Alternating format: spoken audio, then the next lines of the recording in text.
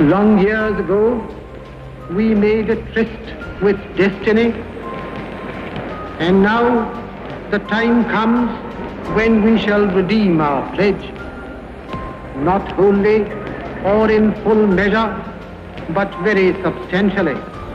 At the stroke of the midnight hour, when the world sleeps, India will awake to life and freedom. A moment comes, which comes but rarely in history, when we step out from the old to the new, when an age ends, and when the soul of a nation, long suppressed, finds utterance.